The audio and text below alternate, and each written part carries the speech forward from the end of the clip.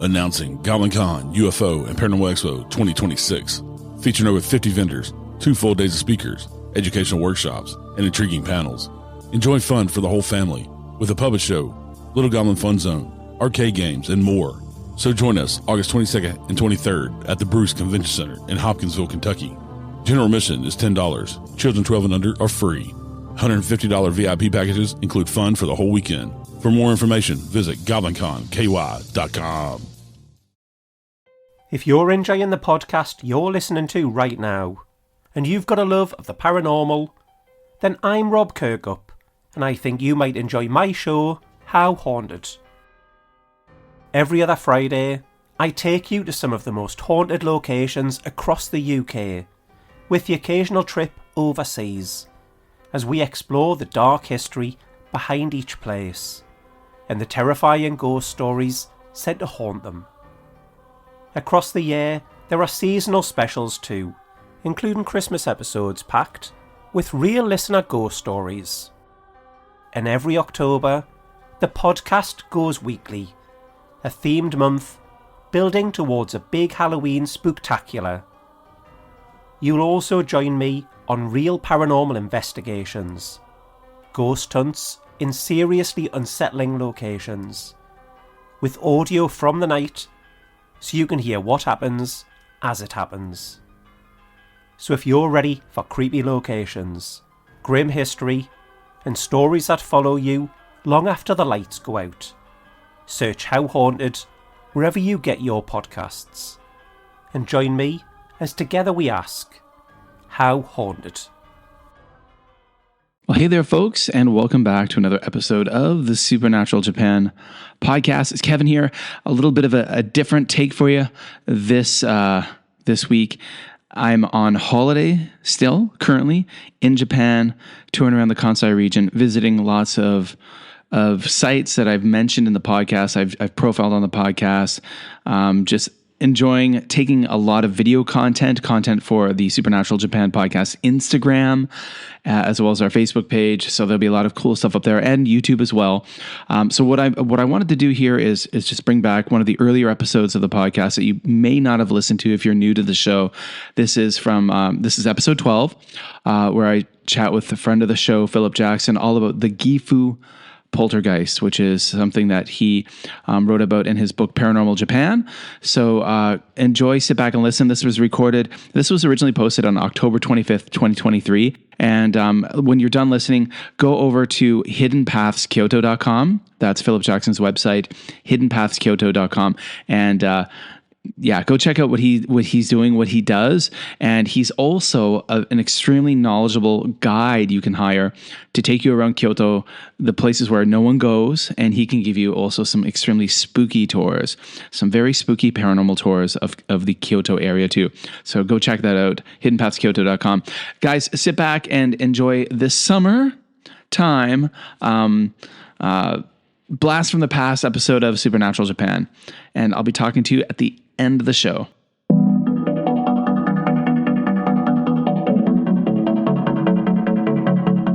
Japan is a land that has many unexplained and frightening tales in its history. From castles with bloody pasts, to modern hauntings, to tunnels with mysterious specters, apartments inhabited by poltergeists, and department stores filled with tormented spirits. Many of these tales are found within the pages of the books written by Phillip Jackson. My name is Kevin O'Shea, and welcome to the Supernatural Japan podcast. In each episode of this podcast, I bring you the supernatural, strange, and the darker side of history of Japan you might not hear about anywhere else. In this episode, I'll be chatting with Phillip Jackson.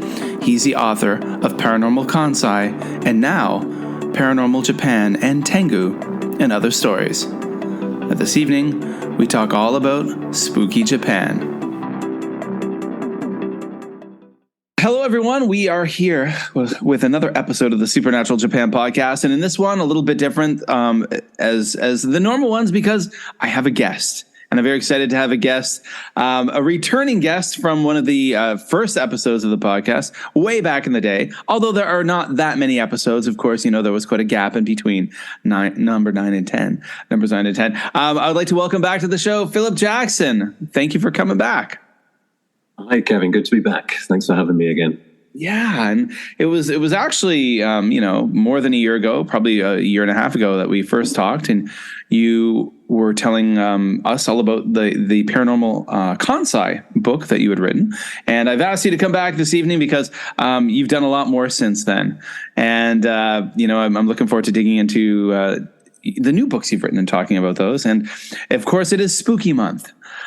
So it is October, and I'm always very excited to just talk about anything spooky. And I know that you've got lots of stories to share.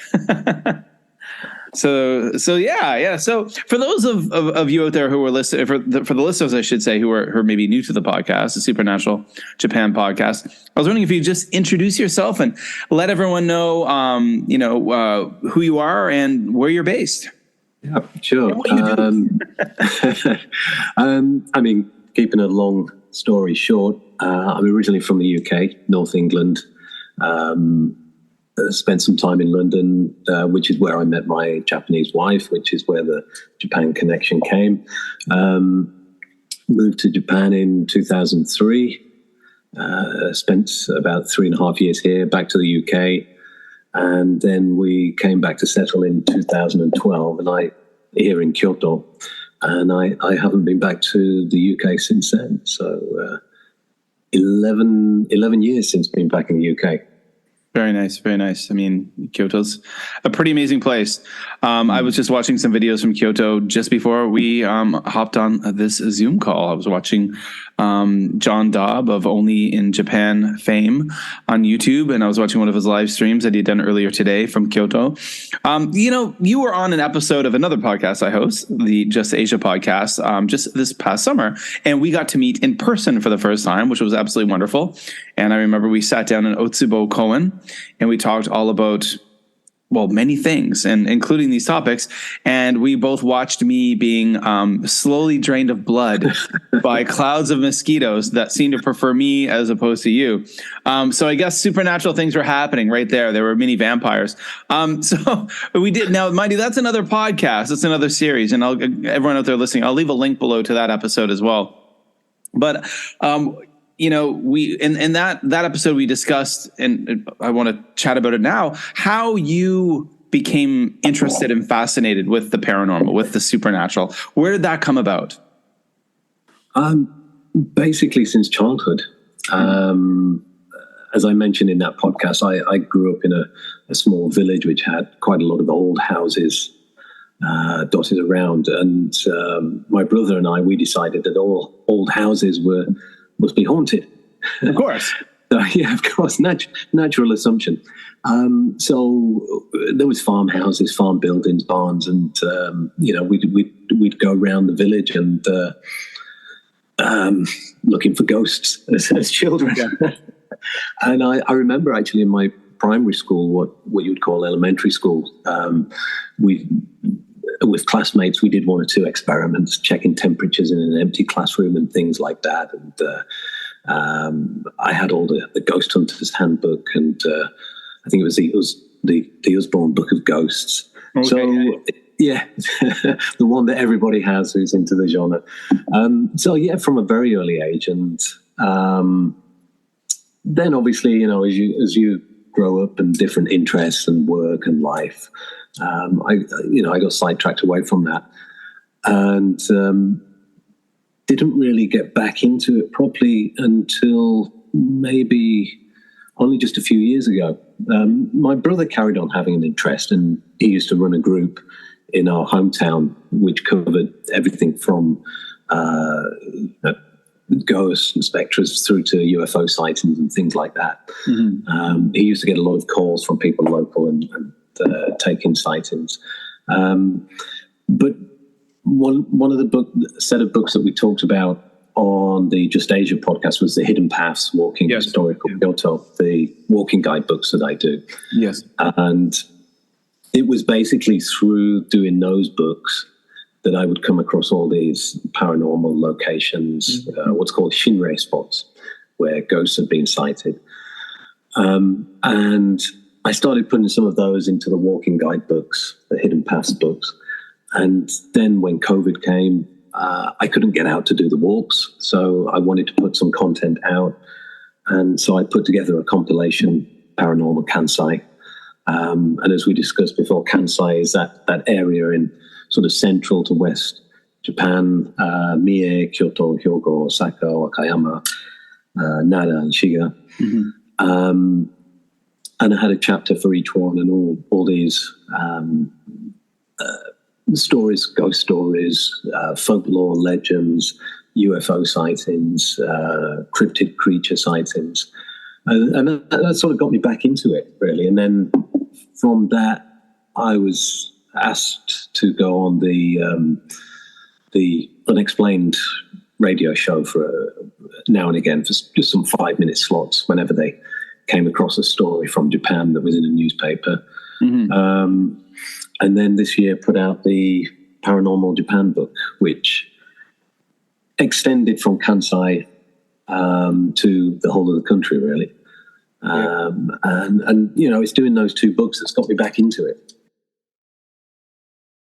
That's fantastic. I mean, I know for me, I guess maybe in a similar way, I grew up kind of with that fascination and borrowing books from the library, the public library in my small town. And I grew up in this little village in Eastern Canada that had a lot of history. I mean, we had a French colonial fortress from the 18th century that was in our hometown that is still, it's a kind of a living museum, or there's a reconstruction there. And there were 2 massive battles fought in my hometown.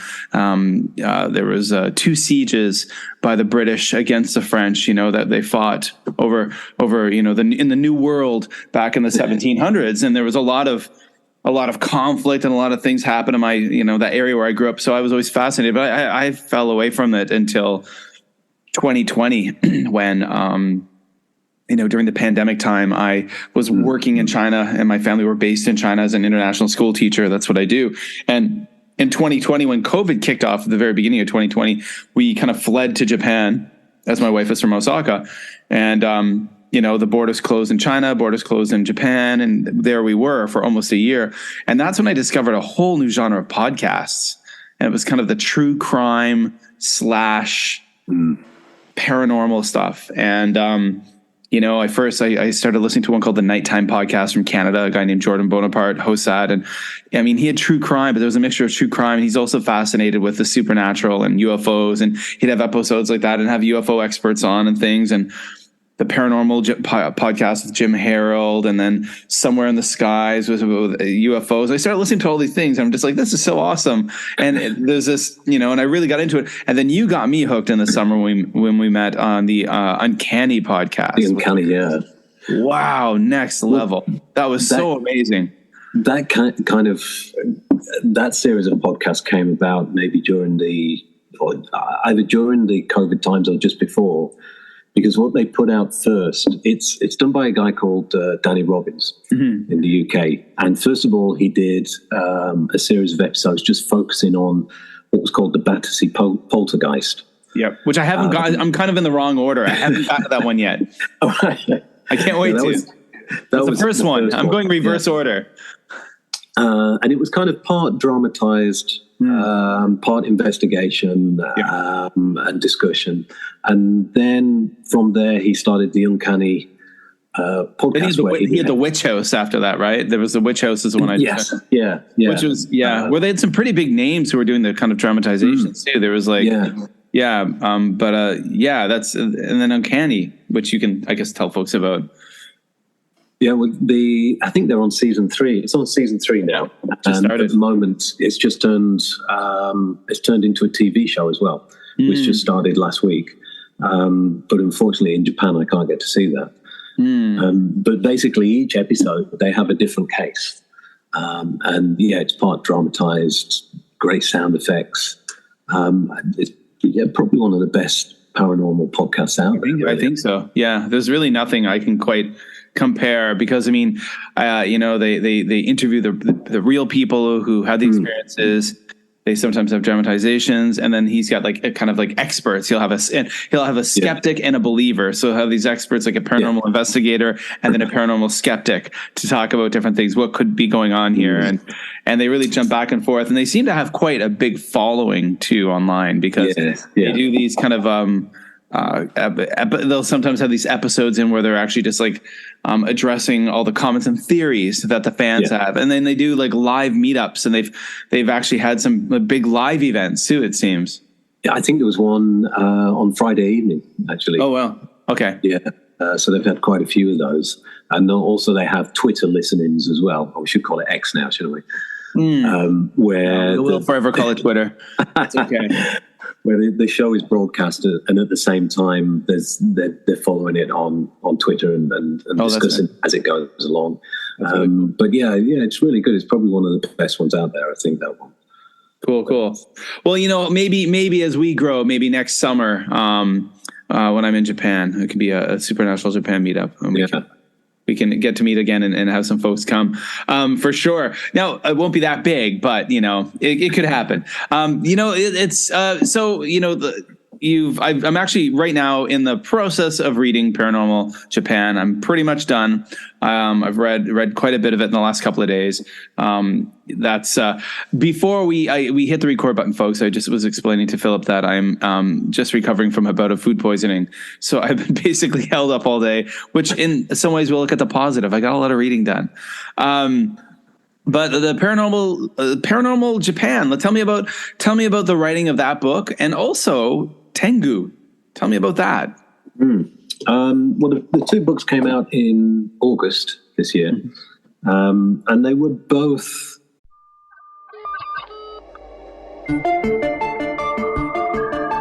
Fear Daily is a podcast that takes you into the shadows of the past, unearthing the 1990s most terrifying tales of monsters, madness, and life after death.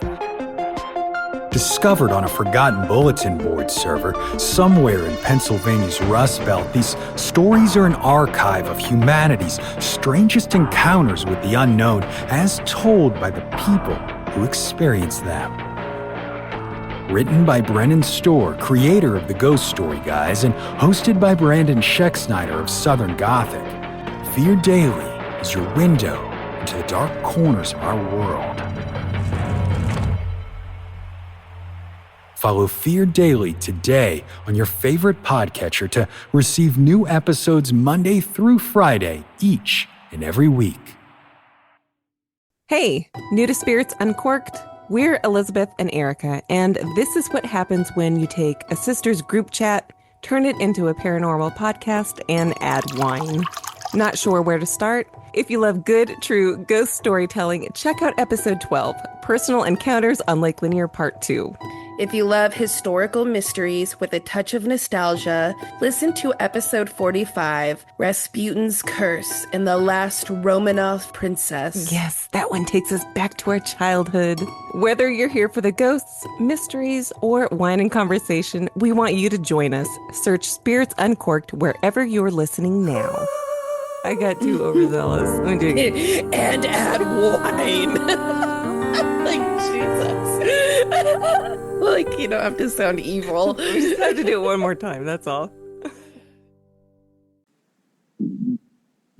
Sort of content pieces of work that had been hanging around for a while. So I did Paranormal Kansai in 2021. Yeah. And I wasn't sure if I was going to do another one or not. And I kind of got halfway through it and took some of the feedback from Paranormal Kansai and then decided to finish that this year. And Tengu is a collection of 3 stories. It's called Tengu and Other Stories. The 3 stories are Tengu. For anybody who's not aware, Tengu is a sort of a mischievous supernatural being, sometimes seen as sort of a harbinger of war and evil coming. There's different kinds. There's the Karasu Tengu, which is sort of half bird, half man. The Yamabushi Tengu, which is sort of like a mountain hermit. And the Tengu are famous for they're supposed to be very good swordsmen. And they were famous for training the exiled samurai Minamoto no Yoshitsune from in the Japanese folklore. So there's a story of the Tengu and Hibagon. Hibagon is the Japanese Bigfoot, which is, it was a creature that was reported, a lot of sightings in the 70s on and around Mount Hiba in Hiroshima. So that's where I got the name Hibagon. And the third story is titled Mokade, which is the giant centipede. Anybody who knows anything about Japan and its bugs, the Mokade is the one to look out for. Very painful bite. But again, in this story, the Mokade is not the sort of 5 to 10 centimeter long creature. This is a huge creature in the story because it's fiction.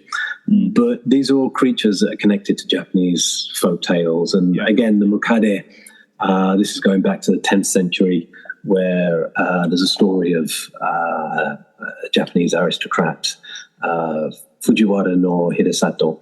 He was claimed to have defeated a 200-foot, 12-horned Mokade. Okay.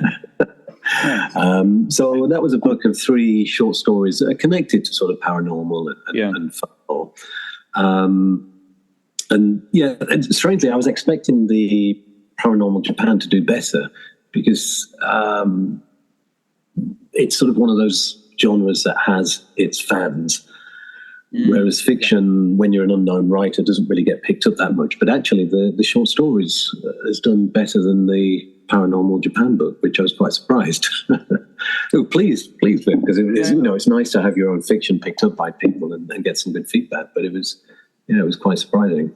Yeah, it's lovely when that happens. That's really the good surprises, But I mean, like you said, it's before we hit record, we talk about this genre and, talking about the supernatural, talk about the paranormal.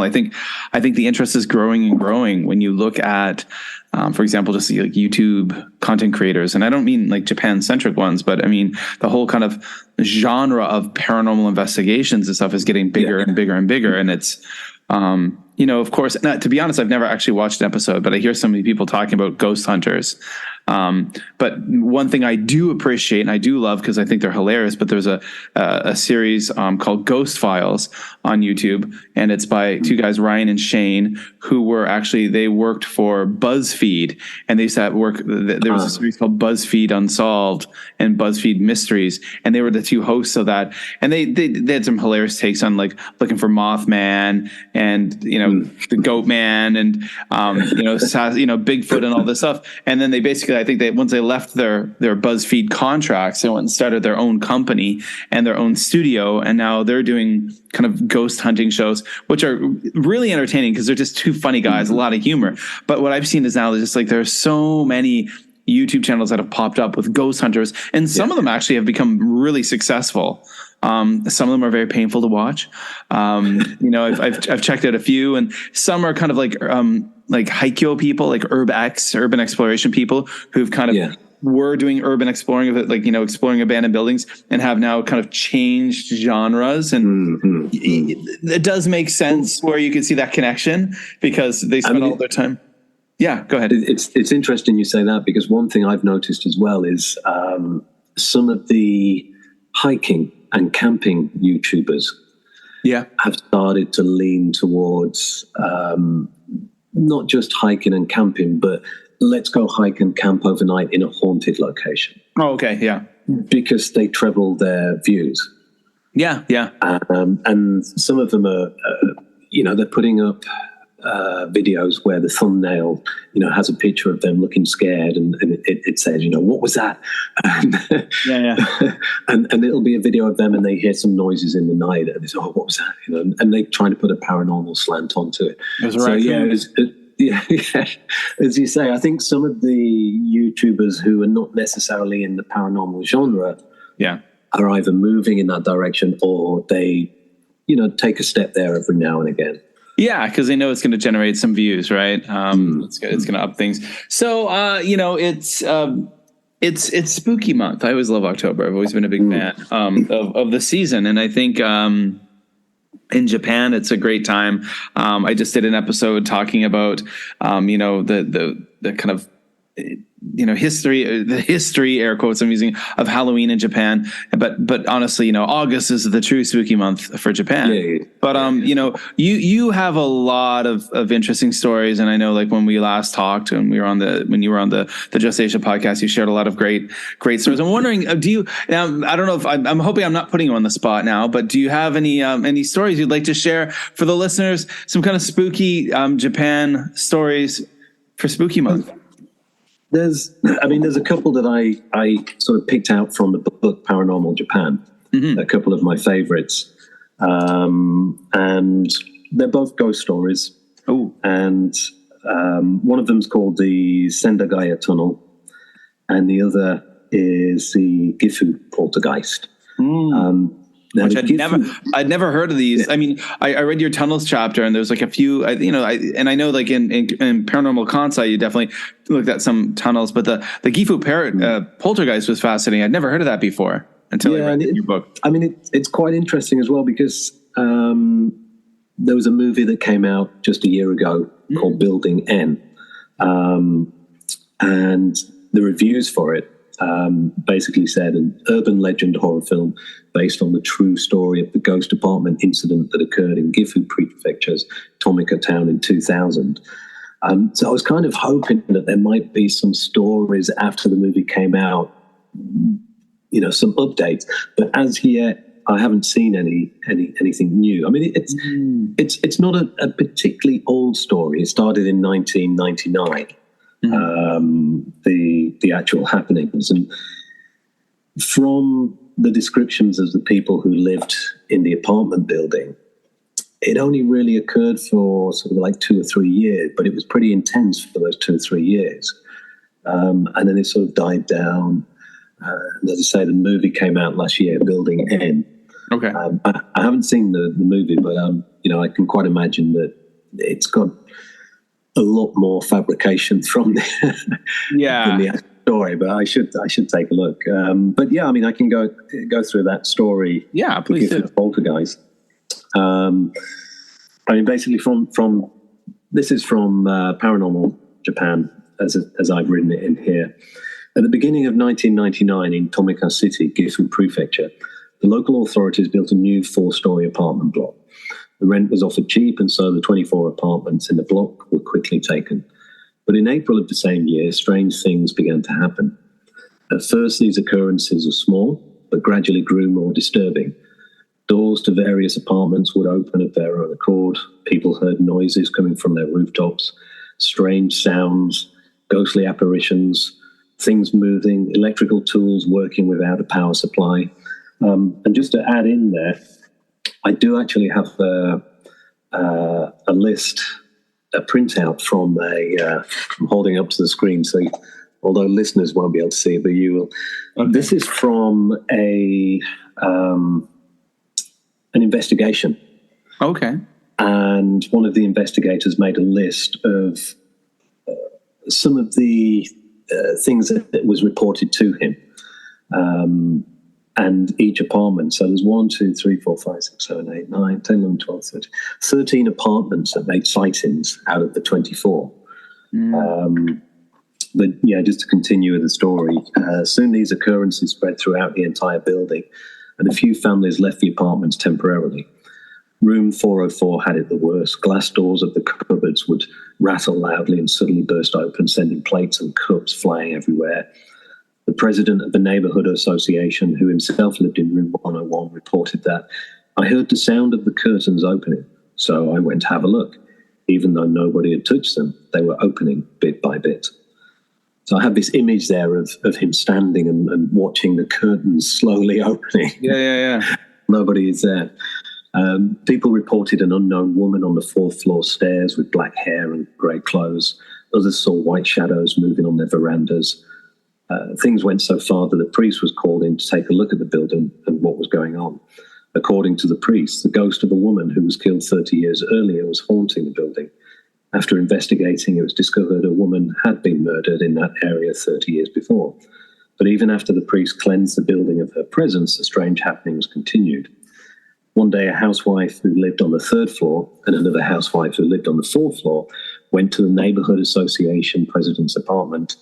The housewife at the 3rd floor apartment said, "After 9 p.m. at night, I can hear the sound of a child jumping around on the floor above me." When she asked the housewife from the floor above about it, she said her child was already asleep at that time, so there was no way they could be making a noise.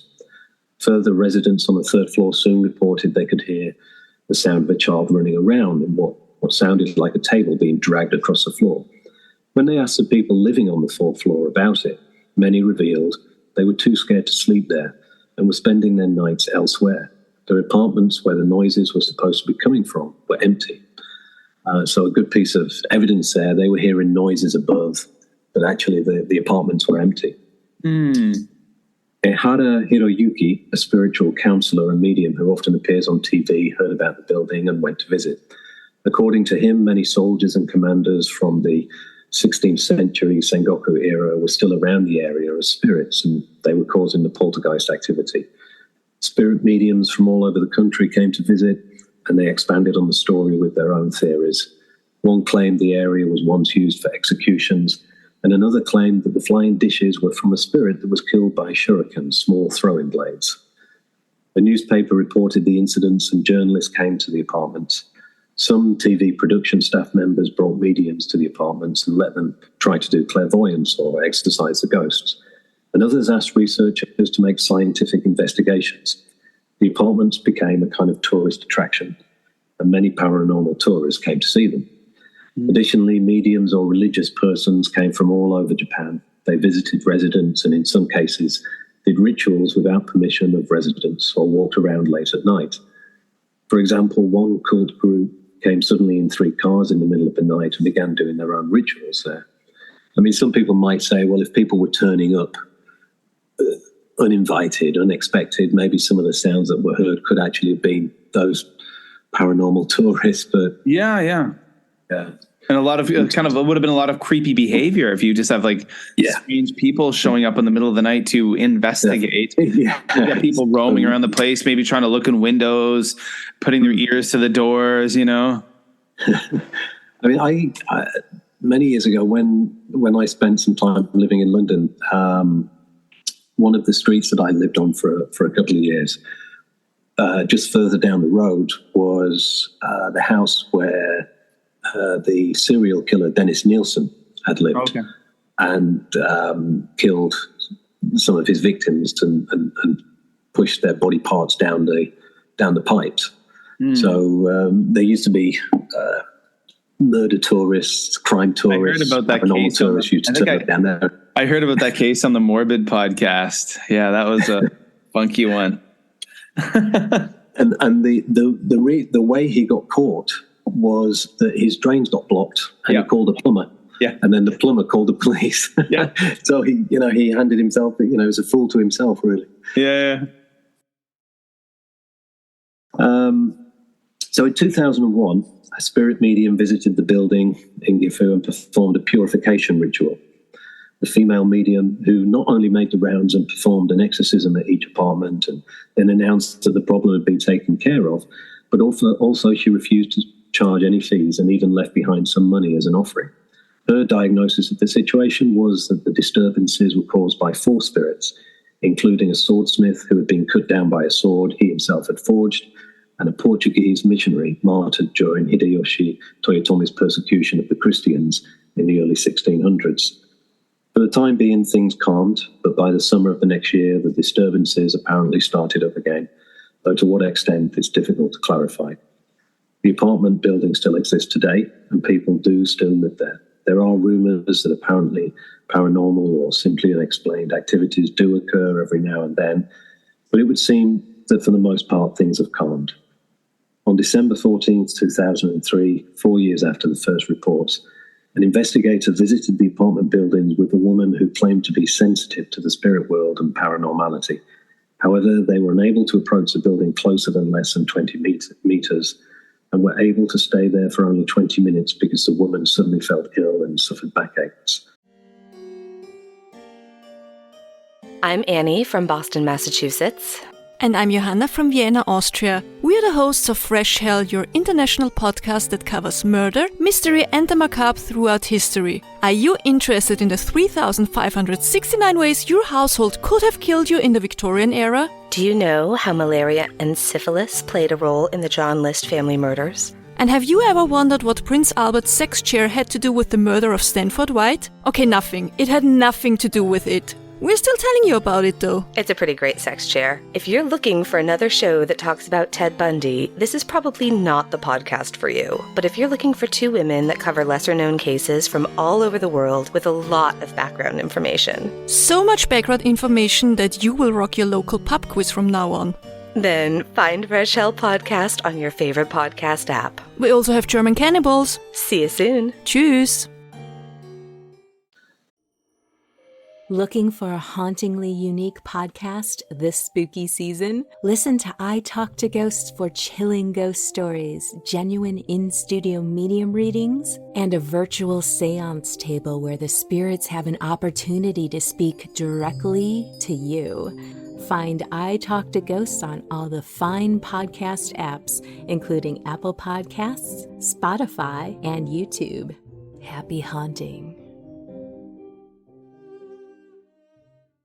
What would you do if you came face to face with something you couldn't explain? On Real Hauntings, Real Ghost Stories, every episode features a real person sharing their true encounter with the supernatural moments that changed how they see the world forever. These aren't fictional stories or dramatizations, just first-hand accounts of what people have seen, heard, and experienced in the unknown. Some are unsettling, some are emotional, and some will stay with you forever. Search Real Hauntings, Real Ghost Stories wherever you listen to podcasts and start a paranormal journey like never before. The story of the Gifu Poltergeist has been out of the news for many years. And then we go on to explain about the movie. Yeah. And as I say, I was expecting some more stories to come out after the movie, but as yet, nothing has come up on that. Yeah, you would think the movie would rekindle some interest or spark new interest in people, and I don't know. It's interesting. Maybe we'll start to see more of these air quotes paranormal investigators from YouTube from around the world coming.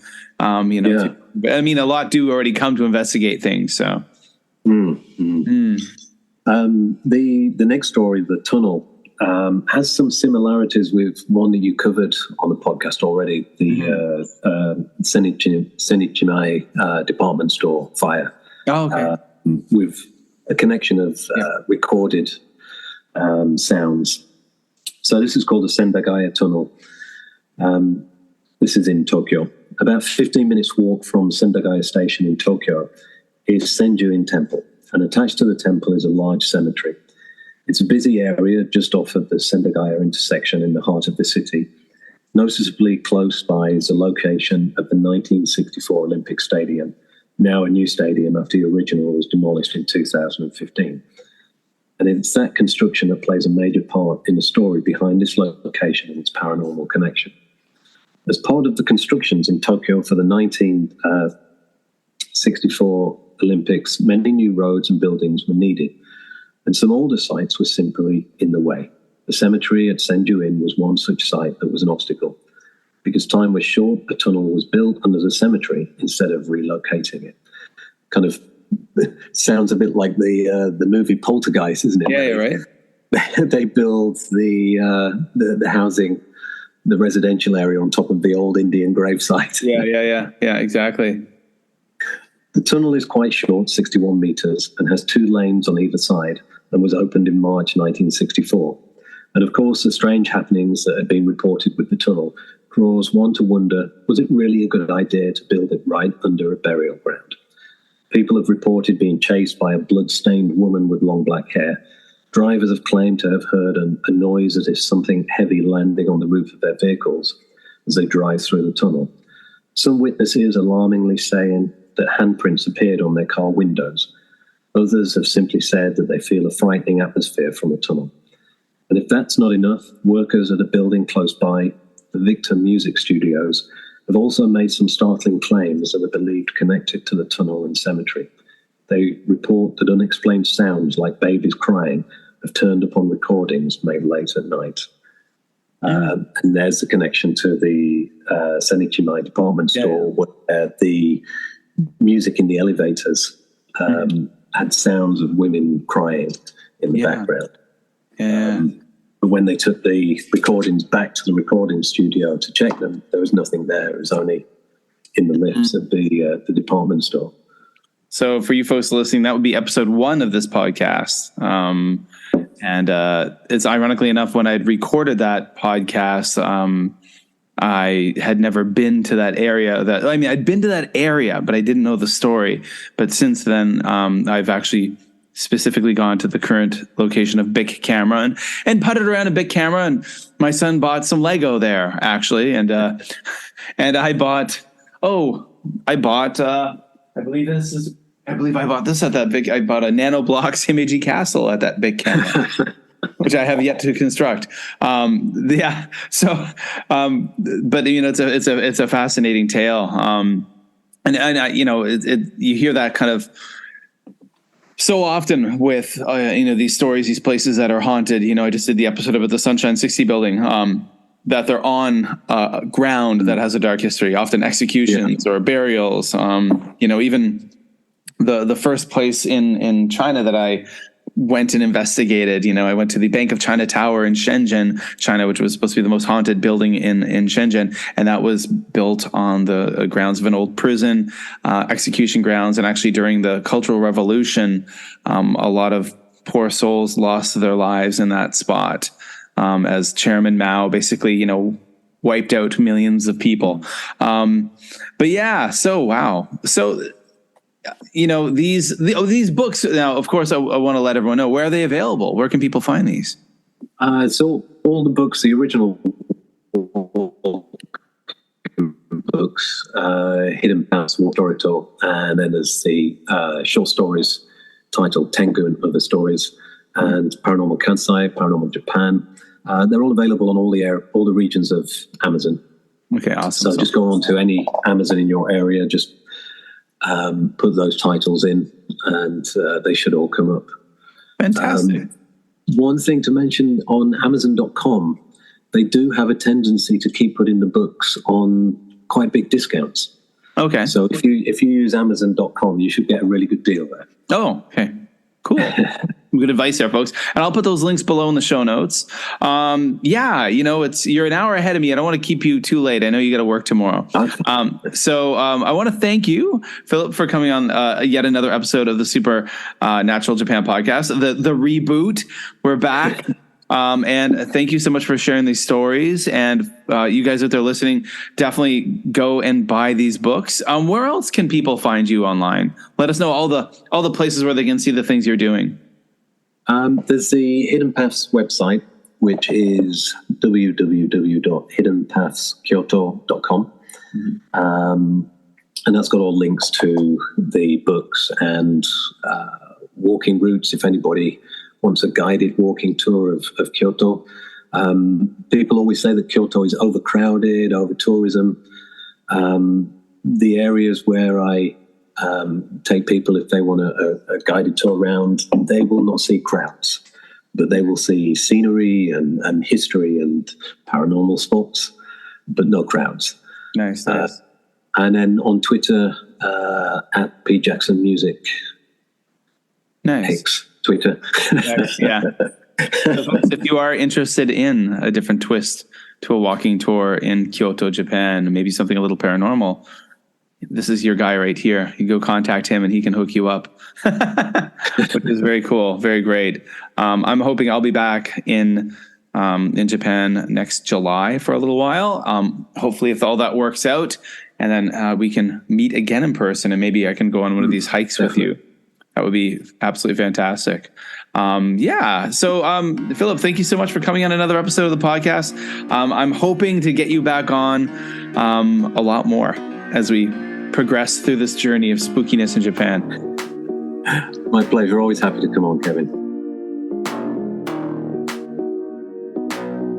A big thanks to Phillip for coming on the podcast. You can find all of his books over on Amazon.com. You can also go to hiddenpathskyoto.com to find all the links to his books and what he's up to. Follow Phillip on X or Twitter at pjacksonmusic. He's doing a lot of cool things, folks. Go check it out. Also check out his travel series books, Hidden Paths Kyoto. Definitely worth picking up, worth downloading, worth buying the paper copies. So again, go to hiddenpathskyoto.com to check those out. Now, since I'm releasing this episode just a few days before Halloween, I hope that you all have an amazing celebration wherever you are. Happy Halloween, everyone. Now, I want to thank each and every one of you so much for listening to another episode of the Supernatural Japan podcast. Come and join our growing community over on our new Facebook page. The link is in the description below. Come on over and like or follow us there. And there will be lots of photos, links, and additional information about this episode over on the Facebook page. And you can, of course, email me with any comments, ideas, or stories at supernaturaljapan@gmail.com. Follow us over on Instagram at Supernatural Japan for loads of photos from Japan and all of these episodes. I like to also share a lot of my nighttime photography from Japan over on Supernatural Japan, guys. So go over there, check it out. I also share a lot of my night photography over on the Facebook page. One thing I personally love to do in the years I lived in Japan, and each time I get to go back to Japan, is to take a lot of photos as I explore each and every night down the back alleys of Osaka, Japan, and different parts of Kansai, wherever I'm staying. Okay, you can of course also follow me over on Twitter at MadForMaple. Now, we appreciate you guys helping the podcast grow, and you can do so by sharing this podcast on your social media and with like-minded friends. If you are a member of any big Japan-related Facebook groups, please share our episode there. It definitely helps it grow. Now, hope you all keep things spooky, especially since we're almost at Halloween. And we'll be back really soon with another episode of the Supernatural Japan podcast. Well, folks, I hope you enjoyed that Blast from the Past, episode number 12 of the Supernatural Japan podcast. Again, just so you know, I'm currently traveling right now, so I can't record new things. I don't have my equipment with me. I don't really have a mobile rig with me, something I can record new content with. But when I'm back from Japan at the end of July, I will new episodes will be coming your way. So I really hope you enjoyed that. Go check out the Instagram at Supernatural Japan. There's a lot of new content going up there to the Facebook page, all those different things. The links are in the show notes, so go check those out. And again, one more time, I'll say go to hiddenpathskyoto.com. The link will be in the show notes, and check out what Phillip Jackson's doing. He's written a lot of cool books, and he is also a super duper knowledgeable tour guide that you can hire to show you the spookier side of Kyoto and the area. So that's definitely worth checking out.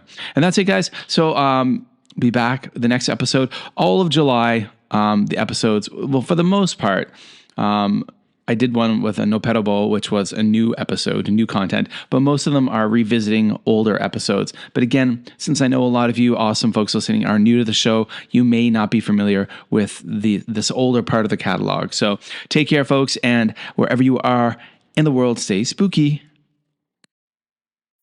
Hey, Supernatural Japan fans. My name is Brandon Scheck-Snyder, and I'm the host of the podcast Southern Gothic, a show that explores the history behind some of the American South's darkest days, greatest mysteries, and most chilling ghost stories. Look, I know you enjoy listening to podcasts. I mean, you are here, right? So I just want to invite you to give Southern Gothic a listen as well. Together, we'll explore some notorious haunts like the legend of the Bell Witch and the infamous Waverly Hills Sanatorium, as well as a number of the absolute eeriest legends and pieces of local lore that I bet you ain't never heard of. So y'all, join me on Southern Gothic, available now on all your favorite podcast apps.